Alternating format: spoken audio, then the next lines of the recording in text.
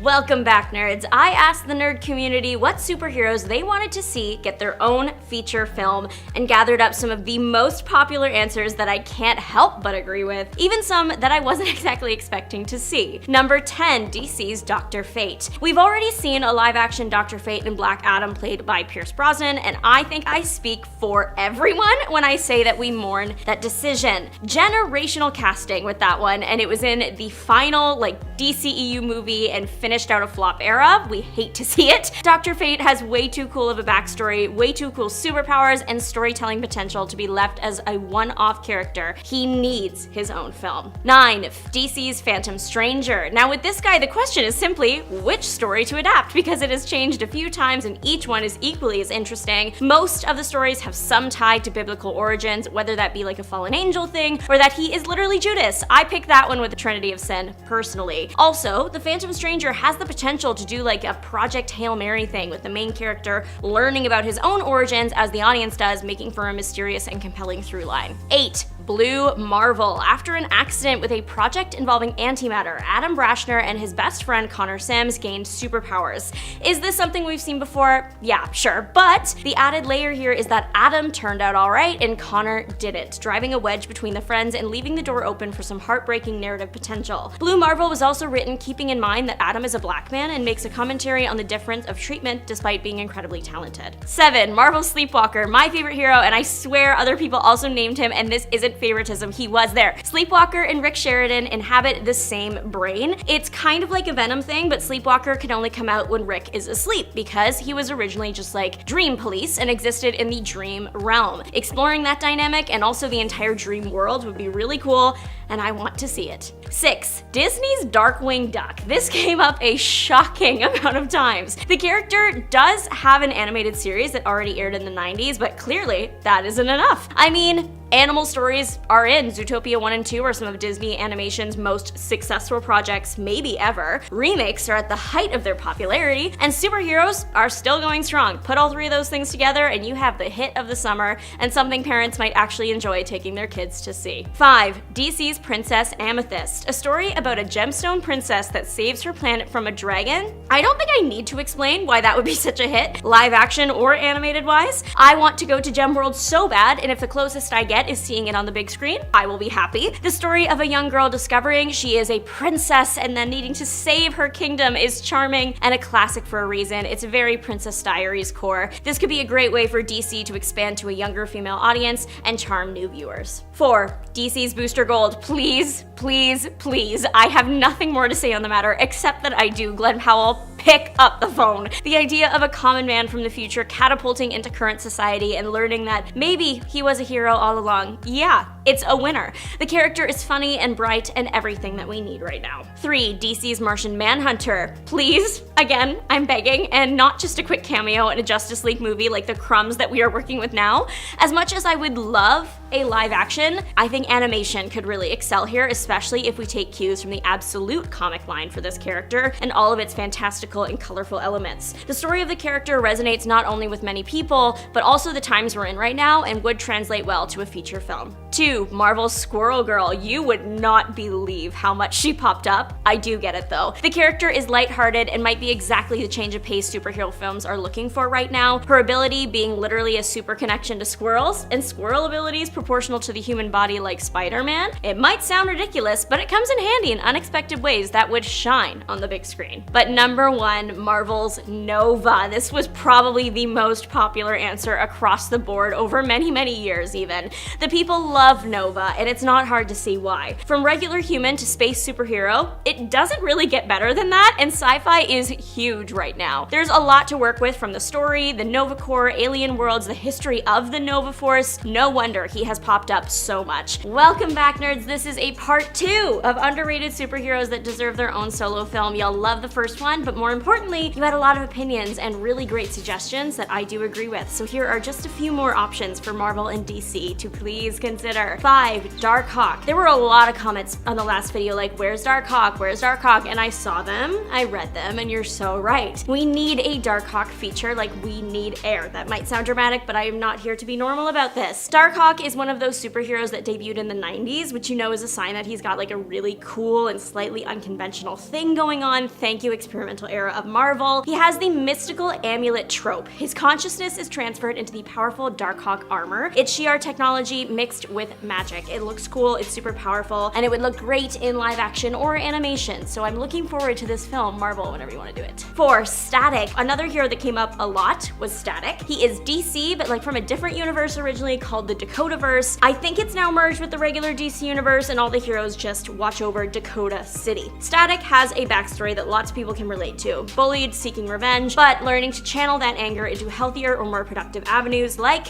hero work. Static was part of a chemical retaliation moment gone wrong that was dubbed the Big Bang. He has the ability to generate raw electromagnetic energy and eventually learn to control it as well. A film that kind of follows all the beats of like a classic Spider-Man film would be great for this character, like the life before, powers, learning how to be a superhero, and juggling adolescent high school life with such an intense job, and then of course, saving the world. 3. The Heckler. As someone commented on part 1, some superheroes, they just lend themselves better to a TV format, and the Heckler would be one of them. He's a relatively unknown superhero from the 90s. That's actually one of my personal favorites because of his over-the-top world and characters, unique art style, and lack of superpowers. The Heckler gets the savior job done simply by being annoying. He annoys and tricks his opponents into defeating themselves, which is an incredible choice. I fear the only good way to adapt this character would be animation. It's too colorful, eccentric, and just honestly kind of weird to do faithfully in live action. Though the costumes, they would have been incredible. The Heckler never got to finish out his comic run due to the lack of popularity, so I hope he gets redemption someday in the form of a TV series. 2. Zatanna. Everybody loves Zatanna. Anything with like impressive magic, sign me up. I love Zatanna's character, her costume, and her film could have some seriously impressive visuals, especially if they go maybe with the route of animation, or it could be really neat to do like a WandaVision thing and do vintage style film with all the practical effects. Zatanna has worked with many of DC's most popular teams and heroes, so she could be easily introduced that way for a personal feature or just a starring role. But number 1, Batman Beyond. But now I know that he has a full TV series already. However, he is here for a very specific reason. You know, the Spider-Man Into the Spider-Verse films, it's a big topic right now with all the new photo teasers, but Batman Beyond was supposed to get a movie like that. Let me say it again. Batman Beyond, with its funky and futuristic setting, was going to get a beautifully animated,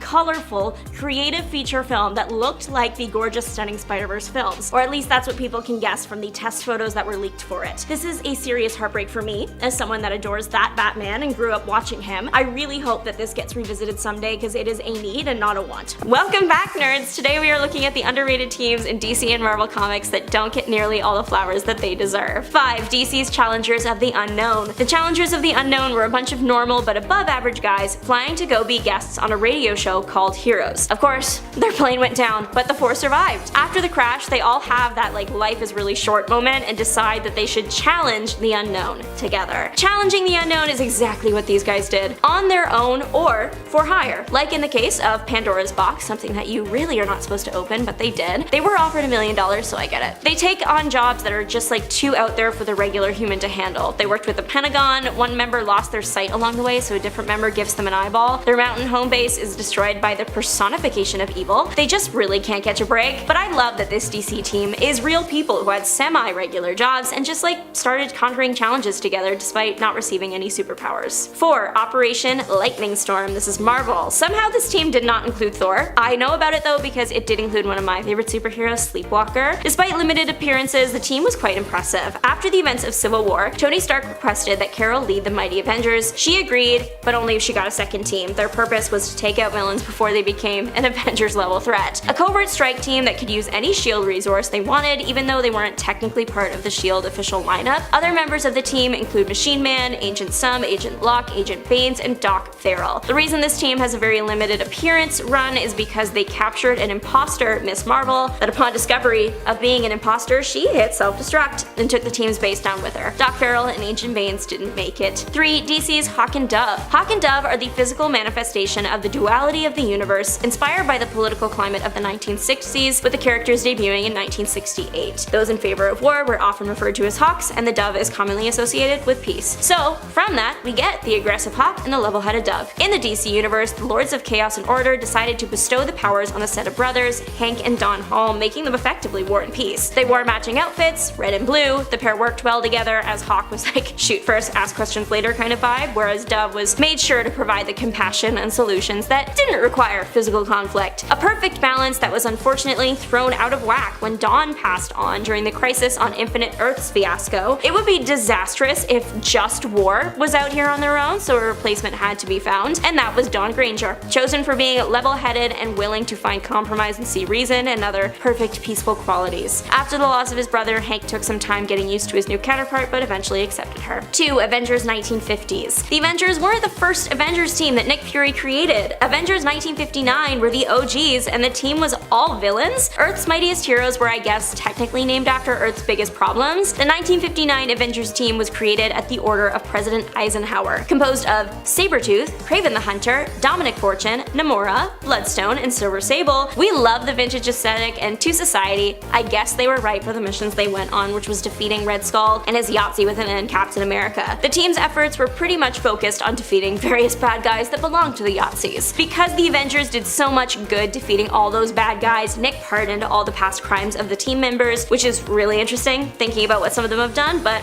whatever. The team operated in the 1950s, but debuted in 2011. And finally, number 1, Justicia. Justicia is the Justice League of Mexico that first appeared in Suicide Squad Most Wanted, El Diablo, and Amanda Waller, but only 2 times and then nothing. The team is led by El Dorado, the Superman with bonus powers of teleportation and telepathy. There are 3 other members on the team: Akarada, a skilled martial artist, an acrobat that wears a Mayan artifact that gives her teleportation abilities. Then we have El Muerto, an undead hero, which makes him hard to hurt the way you might hurt someone who's alive. And finally, we have Iman. He wears a suit of armor that gives him super strength. There are some connections between the team and the actual Justice League. El Muerto used to idolize Superman, and Iman received a scholarship from Wayne Enterprises. Iman and Batman also share similar parent trauma. Each individual hero has had a handful of appearances, it's just the team that hasn't come up much, but I think they're neat and should get more chances to show off together. The X-Men universe is a graveyard of wasted potential.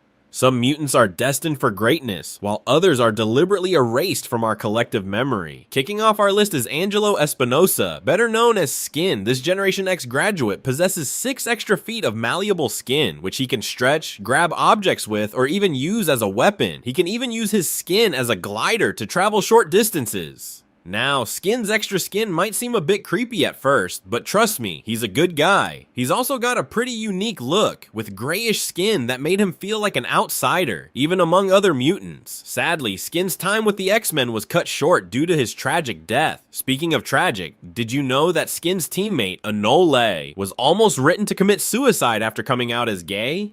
Thankfully, that storyline was scrapped, but it just goes to show the kind of intense situations these young X-Men had to deal with. And here's another interesting fact. Skin's powers are somewhat similar to Husk's, who can shed her skin to form a new layer of any material she understands. Imagine the possibilities if these two teamed up. Sadly, Skin's death makes that unlikely, but it's fun to think about. Despite his limited powers and unusual appearance, Skin was a loyal teammate and a close friend to other young mutants like Jubilee. He deserves to be remembered for his dedication and unique abilities. Next up is John Proudstar, the original Thunderbird. As one of the first new recruits to the X-Men, Thunderbird brought a unique perspective and intense personality to the team. With superhuman strength, agility, and enhanced durability, he was a force to be reckoned with. Sadly, Thunderbird met an untimely end during a mission, sacrificing himself to save his teammates. His heroic death left a lasting impact on the X-Men and readers, and he deserves to be remembered as a true hero. But here's the thing.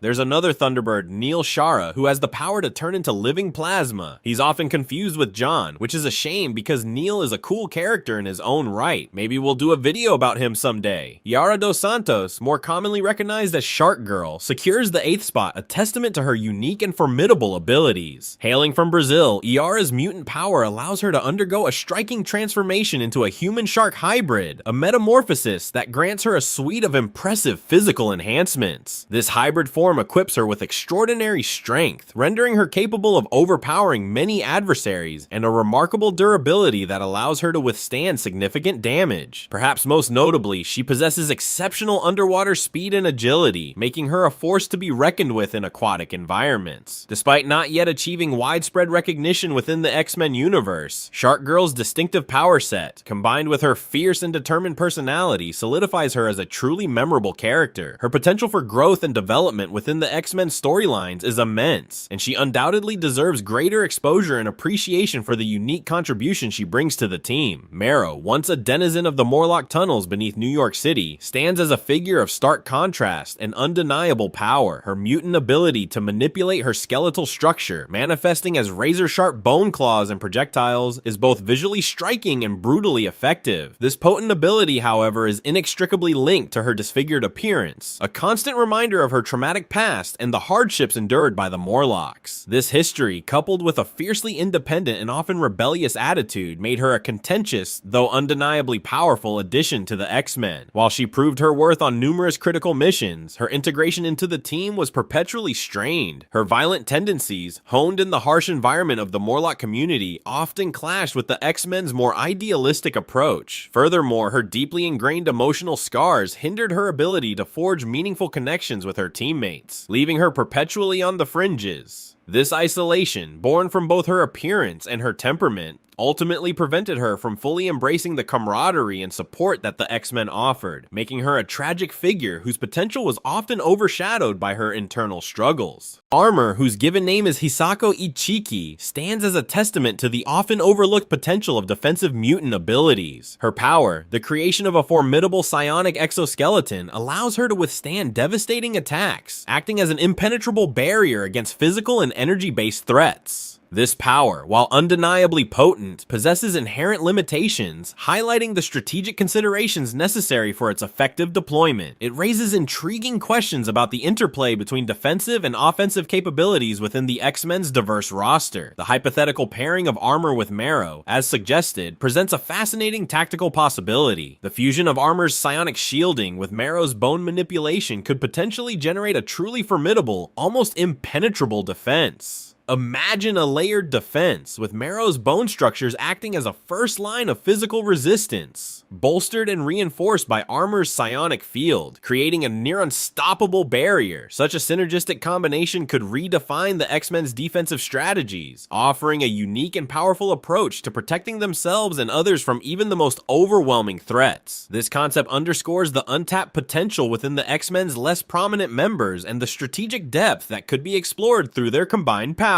At number 6, we have Davis Cameron, also known as Slipstream. This Australian mutant can create teleportation portals, allowing him to travel instantly with his allies. While his time with the X-Men was brief, Slipstream's unique power and laid-back personality make him a character with untapped potential. He deserves another chance to shine in the X-Men universe. You know, Slipstream's powers remind me of Multiple Man, who can create duplicates of himself. Multiple Man recently increased his dupe limit, so imagine if he and Slipstream worked together. They could infiltrate any location with ease. Dr. Cecilia Reyes, a highly competent trauma surgeon, occupies a unique space within the X-Men universe, often relegated to the background despite her valuable contributions. Her mutant ability, the generation of personal force fields, provides a significant defensive capability, yet Dr. Reyes consistently prioritizes her medical expertise above all else. This dedication to healing, rather than combat, sets her apart from many of her more overtly aggressive teammates. Her perspective, grounded in the realities of trauma and the fragility of life, offers a vital counterbalance to the often violent conflicts the X-Men face. Dr. Reyes' commitment to saving lives, both through her surgical skills and her mutant abilities, underscores her inherent heroism. She serves as a powerful reminder that heroism is not solely defined by displays of physical power, but also by compassion, dedication, and the unwavering commitment to the preservation of life. Her willingness to use her abilities to protect and heal rather than to inflict harm is a testament to her character and a compelling reason why she deserves greater recognition for her contributions to the X-Men. Her presence highlights the importance of diverse skill sets and perspectives within the team, demonstrating that even those who prefer to avoid conflict can play a crucial role in safeguarding mutant kind and humanity alike.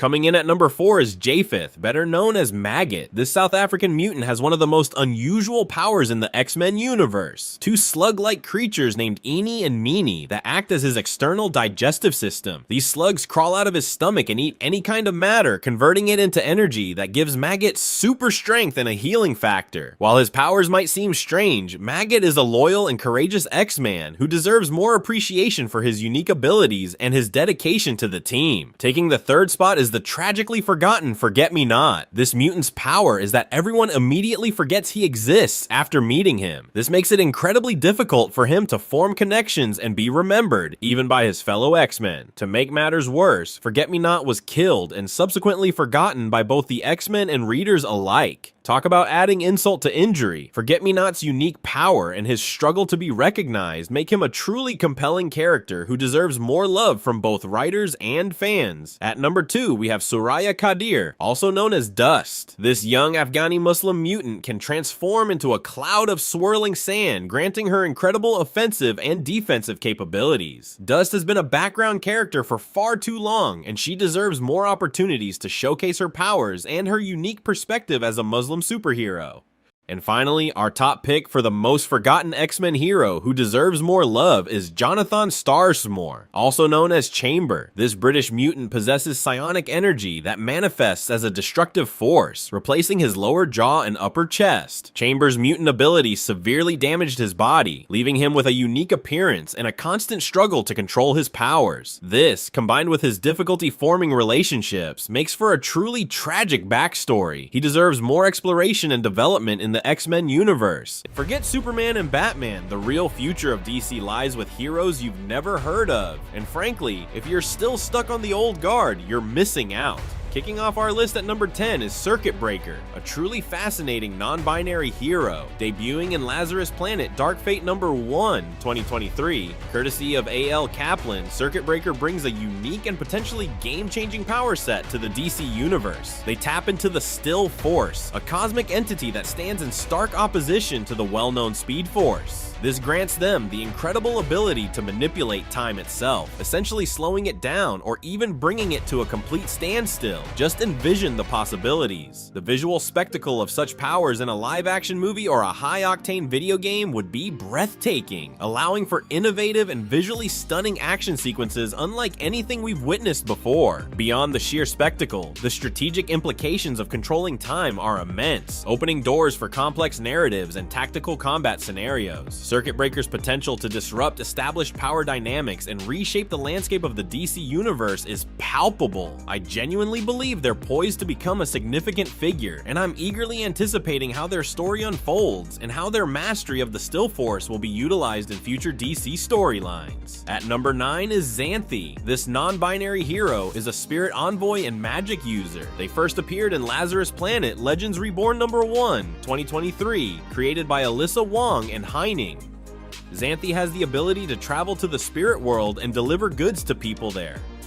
They're like the interdimensional delivery person of the DCU. They also have a variety of other magical abilities, including the ability to communicate with spirits and to cast spells. Xanthi has already interacted with iconic characters like Cassandra Cain and John Constantine, showing their potential to be a key player in magical storylines and connect the DC universe to the spirit world. I'm excited to see them explore their powers and their connection to the spirit world in future stories. Shining brightly at number 8 is Marilyn Moonlight, a spectral hero who made her debut in Superman number 2, 2023, brought to life by the creative talents of Joshua Williamson and Jamal Campbell. What immediately sets Marilyn apart is her captivating ability to manipulate light, a power that goes far beyond simple illumination. She can weave and bend light to her will, creating dazzling displays and potentially even offensive blasts. But perhaps her most intriguing ability is her capacity to directly recharge Superman's solar energy. Yes, you heard that right. She can give the Man of Steel a significant power boost with a mere touch, a feat that opens opens up a wealth of strategic possibilities in combat and narrative.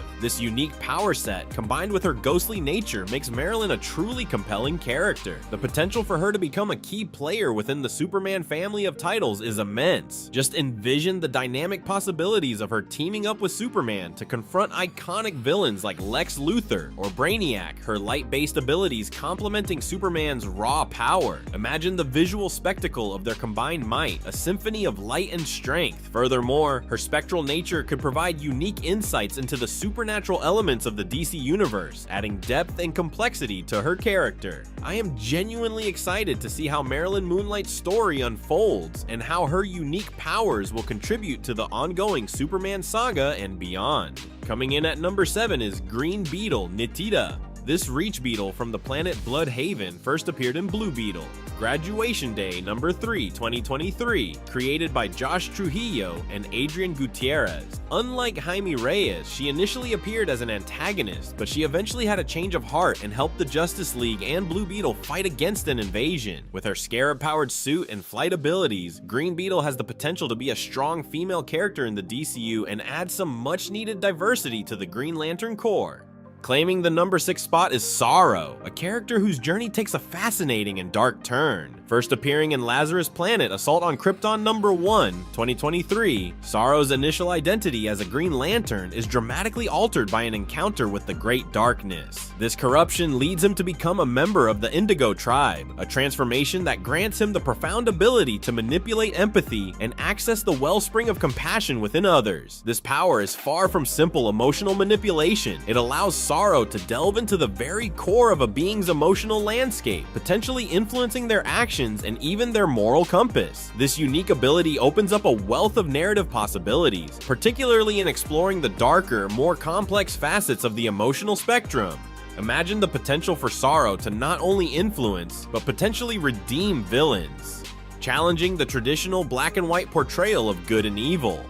He could act as a catalyst for change, forcing characters to confront their inner demons and grapple with the consequences of their actions. Furthermore, Sorrow's connection to both the Green Lantern Corps and the Indigo Tribe creates a compelling bridge between two distinct emotional forces within the DC universe. This allows for exploration of the nuances of empathy and the potential for its misuse, adding a new layer of depth to stories involving both the Lanterns and other heroes. I'm eager to witness how Sorrow's complex powers and his internal struggle between his past as a Green Lantern and his present as an Indigo Tribe member will shape future DC storylines. Number 5 on our list is Bloodwind. This hero first appeared in Lazarus Planet, Next Evolution number 1 to 2023. He has the ability to absorb the pain of others, which gives him superhuman strength and durability. Talk about empathy with a punch. Bloodwind is a really compassionate hero, and he's always willing to put himself in harm's way to help others. He could be a valuable member of a team like the Justice League Dark or the Suicide Squad, using his powers to protect those who can't protect themselves. I'm excited to see him use his powers to fight for justice. Coming in at number 4 is Peace Wrecker. This anti-hero first appeared in Dark Crisis on Infinite Earths number 7, 2023. She has a variety of powers, including superhuman strength, speed, and durability. She also has a healing factor and can create weapons out of thin air. Peace Wrecker is a complex character who is often morally gray, but she's also a powerful hero who is capable of great things. She's like a female version of Peacemaker, and we all know how popular he is. I think she has a lot of potential to be a major player in the DC universe, and I'm excited to see her continue to develop as a character. Number 3 on our list is Deadeye. This hero first appeared in Lazarus Planet, Next Evolution number 1, 2023. He is a psychic assassin with cosmic awareness and super strength. Deadeye is a skilled fighter and a deadly marksman, and he's also a master of stealth. He's a really cool character with a lot of potential, and I'm excited to see him use his powers to fight for justice. He could be a deadly assassin or a powerful hero depending on his allegiances, making him a wild card in the DCU. At number 2 is Red Canary. This vigilante first appeared in Dark Crisis number 3, 2022. She is a skilled martial artist and a master of weapons. Red Canary is a determined and resourceful hero, and she's always willing to fight for what's right. I think she has a lot of potential to be a major player in the DC universe, and I'm excited to see her continue to develop as a character. fighter. She could easily join the ranks of the Bat family or the Birds of Prey, bringing her unique fighting style and unwavering determination to those teams. And finally, our number one pick for the newest underrated DC superhero with the most potential is Monkey Prince. This hero first appeared in DC Festival of Heroes, the Asian Superhero Celebration number 1, 2021. He is a clone of the Monkey King, and he has a variety of powers, including superhuman strength, speed, and agility. He can also transform into a monkey. Monkey Prince is a fun and energetic character, and I think he has a lot of potential to be a major player in the DC universe. I'm excited to see him use his powers to fight for justice. He could bring a unique and diverse perspective to the DC universe, incorporating elements of Chinese mythology and martial arts into his fighting style. Sleepwalker is his name, but there is a possibility that it actually isn't. He is part of the Sleepwalker race. They're kind of like dream police. They protect beings that are sleeping from the evil entities that want to invade their head. Sleepwalker was tracking one of these beings into the mind of Rick Sheridan, but the villain tricked him into getting trapped inside Rick's mind. Sleepwalker's story is really similar to Venom's story. Human gets attached to alien, and they have to learn to live with each other. The difference here is Sleepwalker can't separate from his host. In fact, the only time he was able to exist outside of his host was when Rick was sleeping. If Rick was awake, Sleepwalker was just kind of in the back of his mind. Rick did eventually figure out that he had an alien attached to him, and he didn't take it very well. He figured that if he never slept, the alien would never come out, and that went just as well as you think. He did eventually just pass out due to exhaustion. At a certain point, the pair come to realize that they aren't getting out of this and form a hero-host bond, and Sleepwalker is able to exist when his host is awake. Sleepwalker's powers include warp gaze. He twists and alters the shape of physical objects, including people. Thankfully, he is a good guy and refuses to do that to a person because it would cause way too much mental trauma. I think Sleepwalker should get either screen time or just even more panel time because he is a proven asset. Not only is he a great fighter, he can also enhance mental powers just by being near the person with them. That means Professor X, Jean Grey, Doctor Strange. You cannot tell me Sleepwalker wouldn't be an excellent addition to a super team. Plus, apparently, according to Rick, his voice sounds like Vincent Price, the horror star of the golden age of Hollywood and the guy who did the Thriller monologue.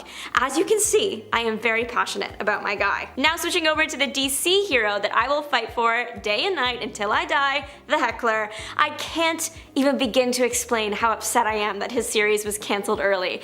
That's pain, but it ended on a cliffhanger and I was just starting to get interested, and that is double pain. The Heckler debuted in the 90s and he does have 90s comic energy to him. He disappeared for a long time after his series was cancelled at 6 issues. His appearances after that were just like cameos, but then in 2022, DC released One Star Squadron. That series was a team of D-list heroes created for hero-for-hire business. So you could get a superhero for like your office Christmas party or a birthday. Heckler was part of this business, but he looked very different. I am grateful the character was brought back, but I miss the original. The original Heckler was drawn in a very specific style. His comic was really interesting to look at. It was very experimental though, so I get DC not wanting to do that again.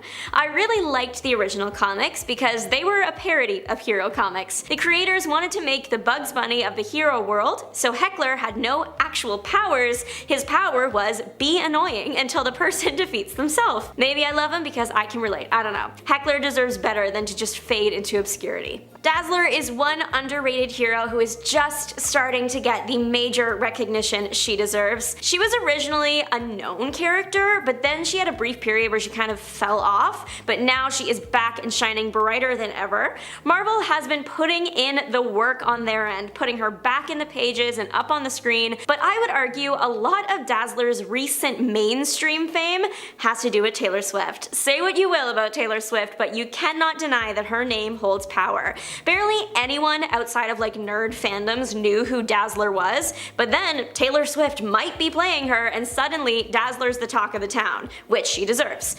Dazzler is a pop star, and she converts sound that reaches her body into light. The light can manifest as a blinding flash, or a blast, or lasers, holograms, mists, and like her name, dazzle people by making her body sparkle in a way that throws off someone's mind. Dazzler has many fans in the Marvel Universe, including Kitty Pryde, Juggernaut, and Colossus. She also has fans outside the Marvel Universe, including me and you. It's nice to see this underrated hero finally getting the love that she deserves. I am about to put up missing posters for this team because where did they go? Justicia is the Justice League, but for Mexico. Justicia is Spanish for justice, so it's pretty on the nose with that one. They first appeared in Suicide Squad, Most Wanted, El Diablo, and Amanda Waller 5 and 6 as the team. Then a few team members were in some Superman comics, and that's it. The team leader is El Dorado. He's Superman, but Mexican, pretty much. He can fly, he's strong, he can teleport, and do minor telepathy. There are 3 other members on the team. Akrata, a skilled martial artist and acrobat capable of teleportation due to the Mayan artifact she wears. Then we have El Muerto. He's undead, which makes him hard to kill. Finally, we have Iman. He wears a suit of armor that gives him superior strength. There are connections between Justicia and the Justice League. El Muerto used to idolize Superman, and Iman received a scholarship from Wayne Enterprises. Iman and Batman also share very similar trauma. Each individual hero has had a handful of appearances. The team has had 2. I think that they are a neat team and they should get more chances to show off together. Lorna the Jungle Queen has been MIA for too long. It's time to bring her back and give her a slight writing redemption arc. Lorna, as a character, super interesting, pure of heart, strong, great role model. The comics she's in, though, they contain some depictions of cultures that are not great and are very outdated. Her series is from the 50s. Lorna is very cool, though, and I think Marvel could bring her back quite easily if they wanted to. Lorna is all about protecting her home. She lives in the African rainforests. She works with and saves the wildlife there from poachers. Lorna tries to never use guns while fighting because they might jam or break, but she can always rely on herself. If she did use a weapon, it was likely a spear because she trained with them a lot while growing up. It appears that Lorna doesn't have any supernatural abilities, she's just a really strong and smart woman. If the MCU or comics wanted to give her some spotlight, they could definitely bring her in using Wakanda, considering that both locations are in Africa. I know that Red Bee isn't everyone's favorite, but I can't get through explaining his story without laughing, and that makes him a winner in my books. Red Bee's thing is he fights using trained bees he keeps in his belt buckle.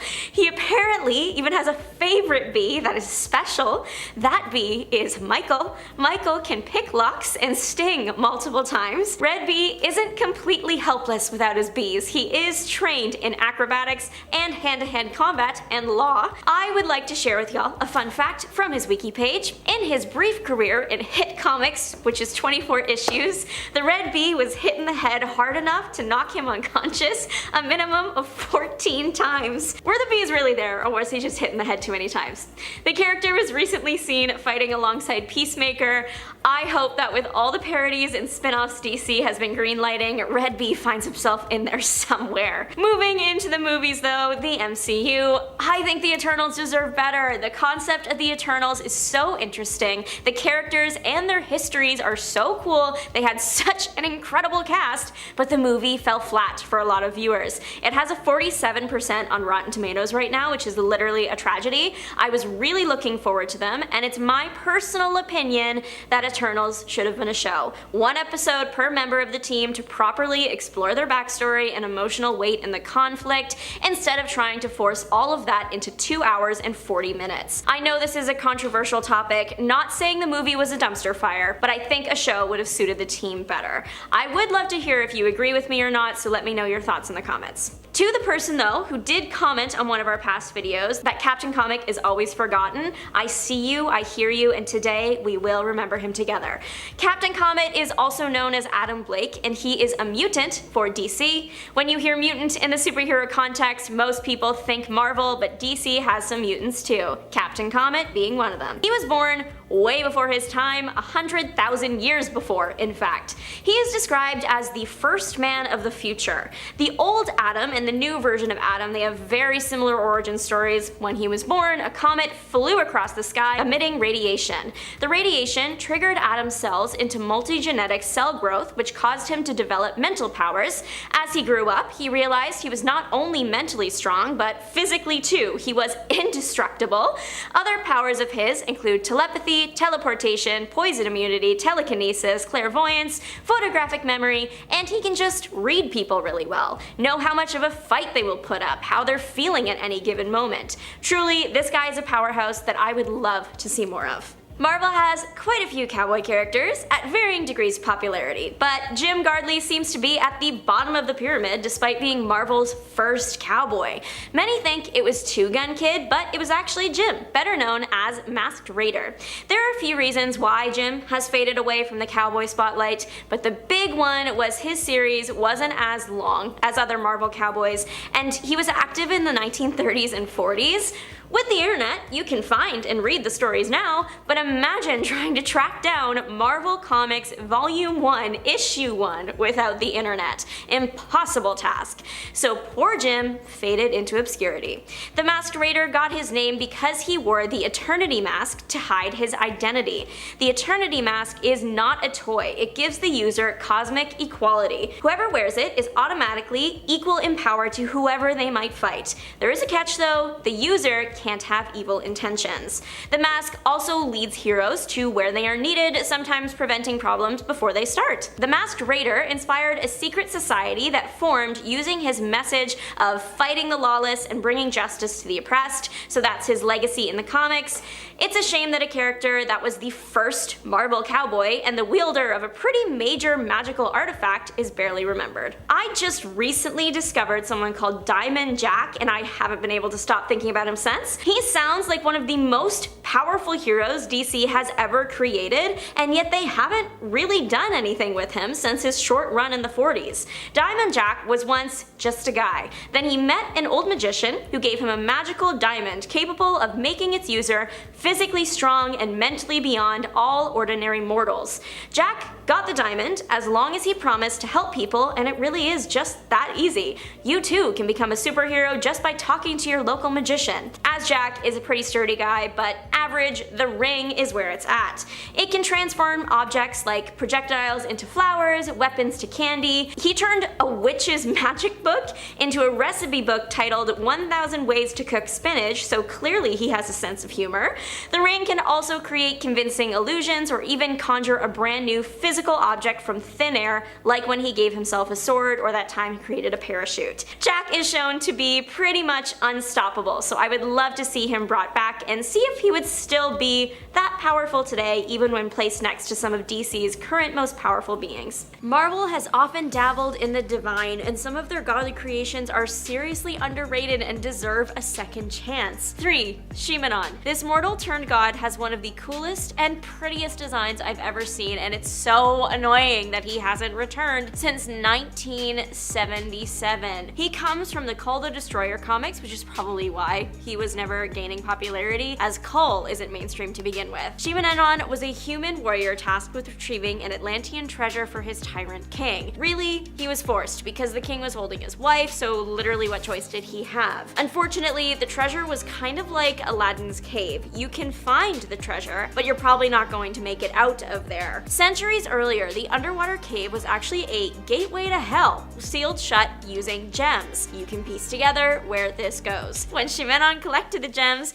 it reopened that gateway to hell. His skin fused with the gems, and he became the cork in the gateway, not to be removed until much, much later. Said removal did result in many creatures of hell emerging for Kull to deal with, but I'm more focused on this gem god. He is a wielder of flame and frost and is determined to win back the affections of his wife. I think the character design is just too beautiful to only appear in a handful of comics. 2. The Midgard Serpent, child of Loki. Loki is known for causing trouble, a trait that is passed down to his offspring of all shapes and sizes. One of his particularly giant children wraps around the entire earth. Born the size of your typical baby snake, it would be hard to believe that such a small package could cause so much trouble, but Odin saw the large threat in the tiny thing and decided to throw them down to Earth's oceans. As nice little treat for humanity, I guess. Was he trying to eliminate the serpent or make a Loch Ness monster? I don't know. The monster lived, of course, and grew so big that it could wrap around the whole world. A prophecy foretold that Thor and the serpent would battle one day, and the fight would result in both fatally wounded. The serpent is a tough foe to beat, and he is significantly stronger than Thor. He's also capable of powerful illusions and can manipulate the earth slightly, causing floods, earthquakes, tsunamis, and more. So that's a lot to deal with, but Thor was only able to defeat the serpent by using his full strength as well as everything his enchanted hammer could give him. It took the serpent and Thor out, but Thor was luckily revived by his sister Hela, whereas the serpent just simply disappeared. But I would love to see them make a comeback. But number one, finally my favorite of the bunch, Stained Glass Scarlet. A Moon Knight villain that started as a human woman with a tragic backstory that eventually inspired so many people, she became a god. And now, as long as one person believes or worships her, she will live on. She is a survivor, her story taking her from the daughter of a terrible father, to a nun, to the wife of a cruel man, to the mother of a criminal son that she was forced to eliminate herself. After the incident, Scarlet became a sort of vigilante, adopting the name Stained Glass Scarlet, and though she never received any formal training and had an extremely dark past, it's clear she was an inspiration to many. She became a new god of vengeance, turned into a story she will not disappear until no one believes in her. In her god form, she nearly defeated Moon Knight until he called on Khonshu, a much older god, and by extension more powerful, so she did technically get defeated in battle, but will continue to get stronger as time passes and more people of course believe in her. Again, I love this character design, and I'm very glad that she was brought back a few years ago for that Moon Knight story, but I think Marvel can still do more with her. Number 10, Ultimate Red Skull. Ultimate Red Skull is not a hero, but hey, guess what? This isn't a superhero list, it's a character list. So it's still super appropriate for me to be including him here. Why do we love him? Because he is a complex villain with an insane backstory and origin. Ultimate Red Skull is called such because he hails from the ultimate reality of Earth 1610, with its own comic line that literally saved Marvel back in the early 2000s, breathing new and fresh lifeblood into the company by getting people excited to read comics again. Many characters as such were changed, as this line was basically free from the normal bogged down 616 continuity, which for some was actually intimidating to dip into because of years and years of previous continuity. I know myself, when I started reading comics, I was also intimidated. Ultimate Red Skull is one of these characters that was completely revamped. In this version of the tale, he is actually Steve Rogers' son, being the son of both Captain America and his fiancée at the time, Gail Richards. After Steven went MIA while on a mission, becoming frozen in the ice, Gail was convinced to give up their baby to the American government for the child's protection, or so she was told. In reality, the US military simply wanted to train the boy to be like his father, hoping to acquire another super soldier after the loss of Rogers. However, this backfired, as the boy became resentful of his absent father and his accomplishments, as well as those who were holding him, and escaped, becoming the villain known as Red Skull. And friends, before we move on to our next spot on this list, if you love what we do here at Top 10 Nerd, and if you love characters that are just underappreciated like I do, be sure to check out our weirdest playlist, because I feel like weird characters are often also that. Number 9, Young Cable. Young Cable! I mean, I love all forms of Cable really, but Young Cable or Kid Cable is definitely one of my favorite versions. And while Cable is back, Young Cable basically swapped out spots with him for this to be so. Kind of breaks my heart, because this happened after I was really beginning to fall in love with the character via Phil Noto and Jerry Dugan's Cable series. I haven't talked about this series in some time, but it truly was one of my favorites from the current X-Men line. And if Young Cable isn't enough to pique your interest, it also has Space Knights and the Stepford Cuckoos peppered throughout as well, and just good old Summers family bonding, which we all enjoy. So there is definitely something in there that I'm sure would draw you in, and then of course, like me, you'll probably also fall in love with the character. This might be a controversial one to include though, considering many were not a fan of the character when he first arrived on the scene, seemingly closing his own time loop by killing his older self, which is, you know, why a lot of fans are not here for Kid Cable. But trust me when I say this series will make you a fan, and like me, will probably also make you miss him, like me wanting to have him back in the comics sooner rather than later, but probably will have to wait for some time. Number 8, Trinary. Trinary is another hero that I love who recently fell by the wayside in the comics, and I was really enjoying reading X-Corp too, which I wanted it to be an ongoing, but it was only a mini. Why'd this happen? The team and series that Trinary was a part of. Shilpa Khatri is a relatively new character over at Marvel who first appeared in 2018 in X-Men Red issue number 1. She is a mutant whose powers allow her to control technology. Although, to hear Trinary explain it, it's less her bending tech to her will and more like her having a conversation with technology and making requests which are happily carried out. In other words, it seems like her technopathy abilities are more like Cypher's when it comes to technology. She can communicate with the tech and generally they want to help Trinary because they like her. Shilpa initially gained the attention of the X-Men as a mutant when she used her powers to balance some of the wealth in India, taking from 25 of the highest earning CEOs' bank accounts to basically give funds to every single working woman in the country, which I also personally am like, balancing it out, balancing out the money. Number 7, Moon Girl. Moon Girl is ranking a little lower on this list because although I love Luna and I do think that she deserves more time in the spotlight, having recently been declared officially by Marvel as one of their all-time smartest superheroes, she also did just get a new series and she even got a show on Disney Plus along with her pal Devil Dinosaur. Luna Lafayette is just an inspiring character and that's why I still think she deserves a place on our list and deserves even more time in the spotlight. Although she is finally coming back into the spotlight now, there was a long time when she was very much out of it. I'm excited though to see her coming back into the mainstream and to get so much attention. And I want to in part thank Marvel Snap possibly for some of what's happening with her now, who also really did her and Devil Dino justice with the cards that they made for both of them in the game. I think both Moon Girl series could even be attracting new readers and viewers thanks to her card in the game, which pairs insanely well with Devil Dinosaur when used correctly. Like, the two of them together in Marvel Snap are really a pretty OP duo. Number 6, Talisman. Talisman is an amazing character and one, like many Alpha Flight members, that we simply do not get enough of in the comics. She is the daughter of Shaman, Dr. Michael II Youngman, and like many daughters who have come before her and after her in the comics, I feel she has been a little bit snubbed somewhat throughout her history. Like her father, Elizabeth is also a pretty rad character with multiple layers. She has a strained relationship with her father and the death of her mother, which happened when she was young. Both Elizabeth and Michael suffered as a result of her loss, with Elizabeth blaming her father and her father, Michael, also pretty much blaming himself. Despite their strained relationship, however, Elizabeth would eventually reach out to her father, and the mysticism that stretched back through their family history would also be shown to influence her, with her being revealed as the powerful figure Talisman, with her getting much of her power from the coronet, or talisman if you prefer, of power. Number 5, Ultimate Modi. When it comes to the ultimate reality, there are so many amazing characters that deserve more time in the spotlight. One of them is the son of Thor and Hela. Now, before you freak out, a friendly reminder that in the comics, Hela is not Thor's sister, but is his niece. And before you freak out from that revelation, a friendly reminder that in the Ultimate Comics line,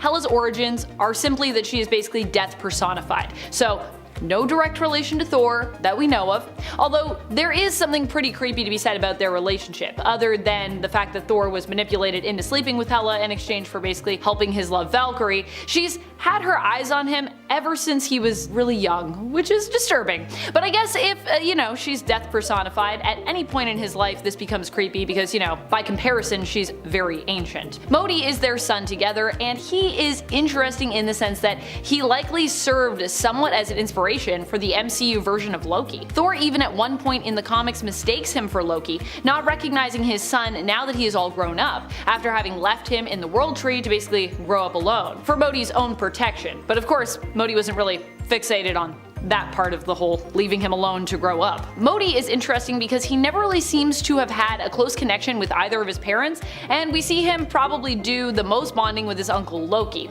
This might also be why he ends up as more of a villain in the story, although his mom is also Hela, so that may have also had an influence on him. Number 4, Photon. Monica Rambeau is, I feel like, just beginning to get some of her due in modern comics. She recently got her own series titled Photon, and we are finally going to see her on the big screen when she appears in the Marvels, which will be about Miss Marvel, Captain Marvel, and of course, Monica Rambeau, who I imagine will be known as well in the MCU as Photon. I feel like Monica is a character who has been snubbed consistently throughout her history. She was the first female Captain Marvel, who was forced to give up the name when Marvel's son, Genisvel, wanted to use the name for himself. Which, I mean, you know, I guess he is Captain Marvel's son, but still. She was also at one point a leader of the Avengers team, but was pretty quickly nerfed after a team-up attack with Thor backfired, leaving her weak and on the mend. She was then manipulated by the evil Dr. Druid into giving up her place as team leader. Monica is an amazingly powerful character who also really has a strong sense of right and wrong. She is a fantastic character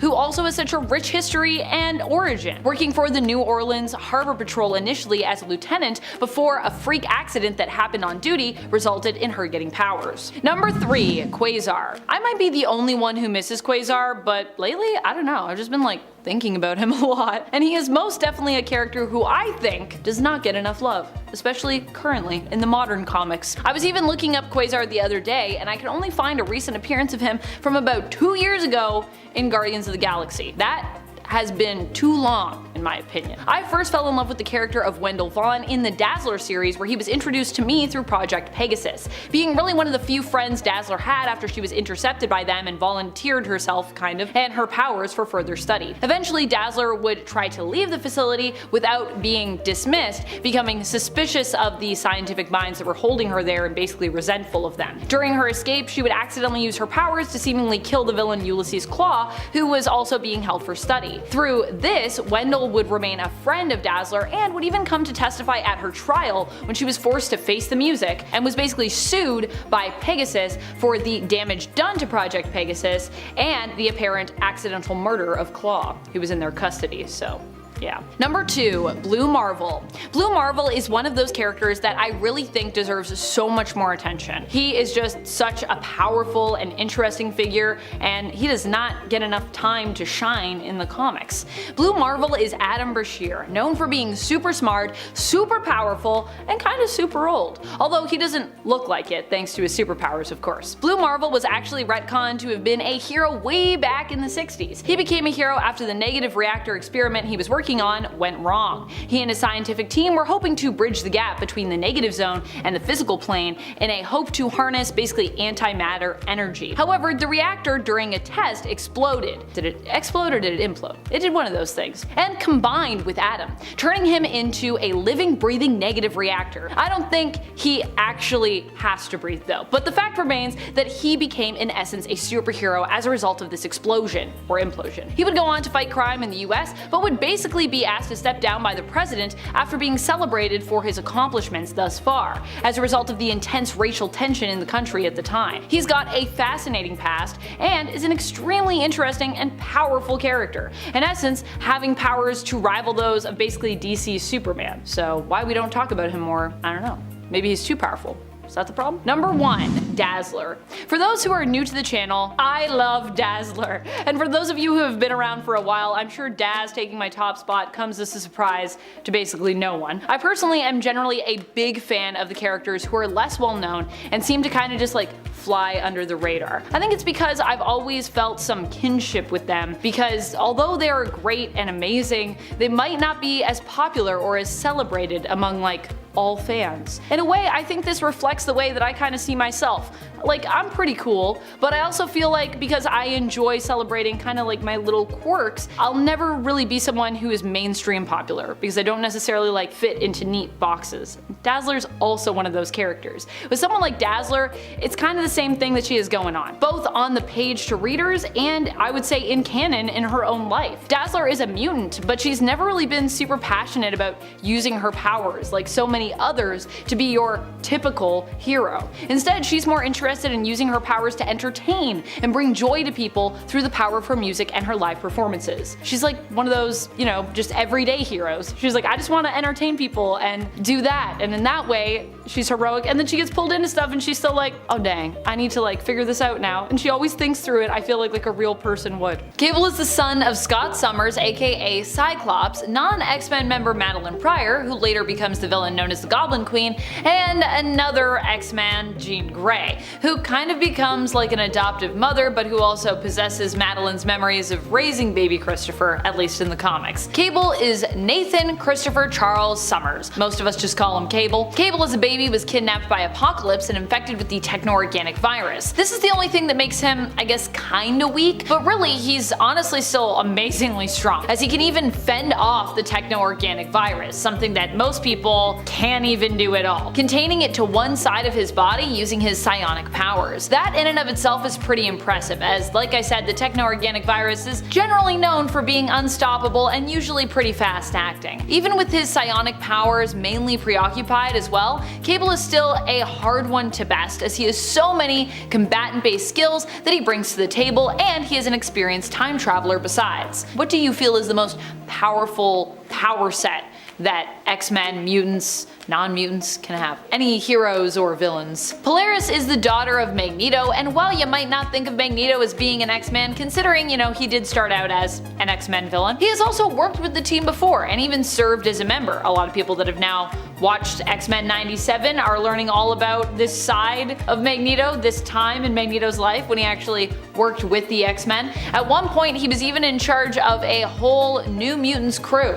Let's not forget that. Magneto may have some questionable methods when it comes to getting justice, but I honestly think at the end of the day, he's just trying to do what's best for mutants. Or at least he's trying to do what he thinks is best for mutant kind in the way that he thinks it should be done. Polaris, like her father, also has magnetic-based powers, which, like her father, are also pretty impressive. Polaris is considered an alpha level mutant, but I do think she also shows a lot of potential for being Omega, and she joined the X-Men team following the Krakoan X-Men elections for the team's roster. Shogo is the adopted son of Jubilee. While he's believed to be a human currently in the comics, also not being Jubilee's biological son, but also it's a little bit early because, mutant powers usually manifest in your teens, he has actually exhibited powers before. Yeah, and he's just still a little kid. Namely, he has had the ability to turn into a freaking dragon. This, however, was a power that was reserved for Otherworld alone. During the Excalibur series from the Krakoan era, Jubilee joined up with the Excalibur team, and she and Shogo ended up in Otherworld. Shogo's imagination, combined with fairy magic, allows him to turn into a dragon while there. However, as I said, because these powers were brought on by that shift in location, Shogo himself only has this ability while he's in Otherworld, so it's limited, And it's also, I don't think it's controllable, I think it just happens. Controversial take, especially because he is a child of two villains, but I wanted to include Graydon Creed on here because I do feel he's underrated and he is powerful in his own way, at least in terms of how dangerous he can be in the comics. Graydon Creed is not a mutant himself and is not a hero, but like his parents, he is of course more of a villain. But a villain who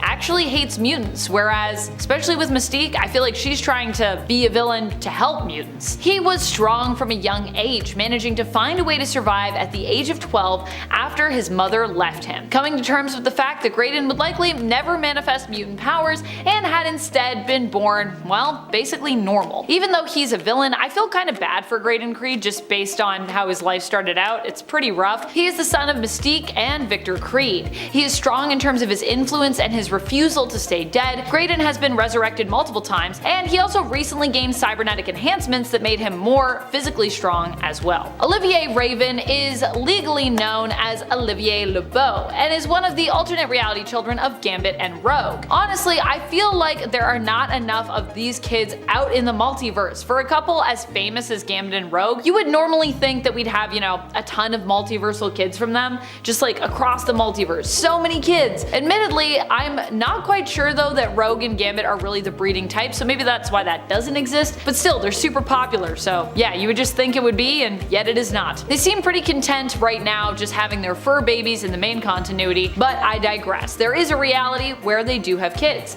Olivier hails from the reality of Earth 41001, the reality of Gen Next, a group Olivier is a part of. He has powers similar to his mother's, except that he has better control over them and is able to choose when and how much power, life energy, and memories he absorbs via contact or doesn't absorb in cases where, he just wants to make physical contact fight without using his powers. Something that now Rogue can do, but it took her a long time to be able to do that. He can also absorb powers on a more permanent level, although he has less control, it seems, over when that happens. Like his father, he also seems to have some charm-based powers as well, which not many people know, but Gambit does have some of that sometimes depending on who's writing him. Chimera is the daughter of Storm and likely Black Panther, who hails from the alternate reality of 13729. Yeah, sadly Storm and T'Challa have never actually had a child together in the main continuity. I know, it's tragic. Unless they had a real secret one that, we don't know about yet. You never know. You never know. Something like that could always be happening. Chimera seems to have inherited the powers of her mother,